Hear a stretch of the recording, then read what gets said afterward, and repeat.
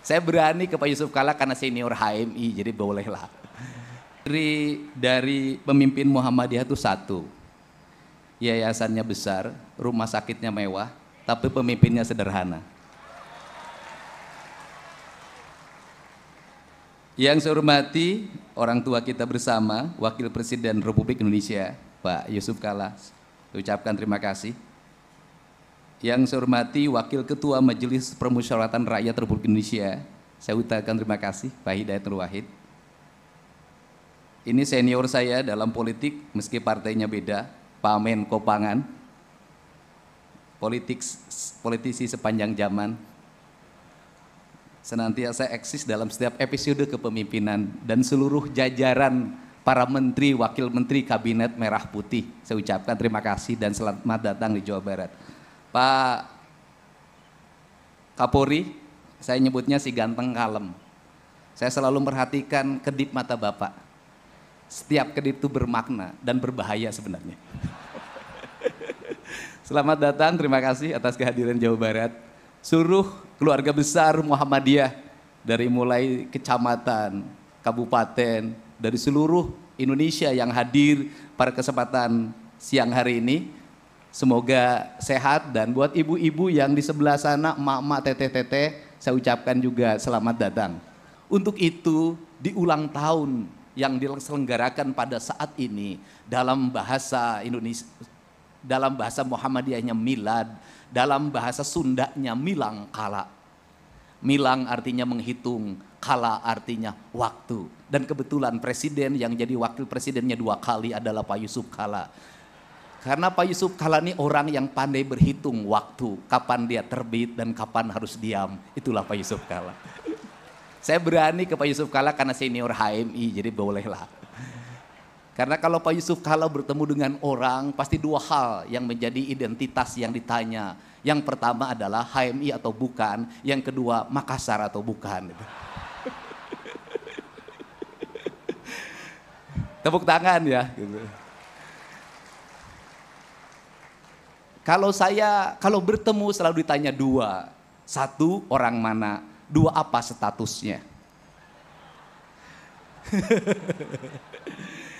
Ya, statusnya itu gadis apa janda gitu maksudnya. Untuk itu pada saat ini saya mengucapkan selamat milad, selamat milang kala, dan selamat ulang tahun.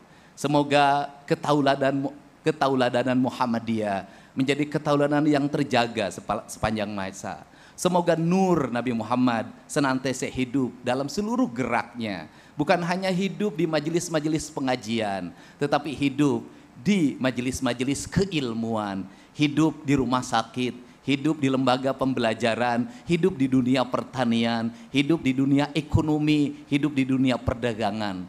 Andai kata warga Jawa Barat memiliki spirit Muhammadiyah, mungkin saya tidak akan pusing setiap hari didatangi oleh warga yang ditagih oleh Bang Emok, Bang Keliling.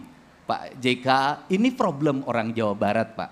Orang Jawa Barat itu punya karakter kajenting tekora asal sohor. Hajat habis 30 juta, 40 juta, 50 juta, tapi pinjam dari Bang Keliling yang rentennya 10%. Dan ini sangat kuat, sehingga berbagai kebijakan saya yang dilakukan saat ini sesungguhnya adalah upaya untuk menekan agar rakyat Jawa Barat tidak terjebak dalam pinjaman-pinjaman rentenir. Maka saya membuka ruang untuk orang yang tidak punya uang selama di rumah sakit berobat, datang ke kantor gubernur. Orang yang tidak punya biaya untuk sekolah, datang ke kantor gubernur. Orang yang tidak biaya untuk menyelesaikan hutang yang diakibatkan oleh biaya rumah sakit yang tidak ditanggung oleh BPJS, datanglah para gubernur.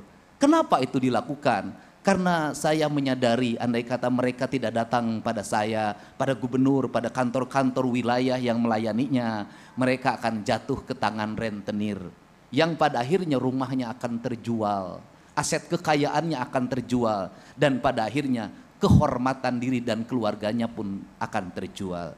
Bagi saya mencegah kemaksiatan adalah dengan upaya mencegah mereka dari upaya menggelincirkan diri dari kemaksiatan. Salah satu yang harus dibina dari warga Jawa Barat adalah hentikan tradisi kajenting tekor aka asal sohor. Karena itu yang membuat kemiskinan baru dan terus tumbuh.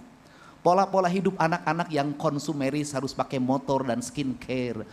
HP yang harus baru dalam setiap waktu. Uang jajan yang harus selalu tersedia.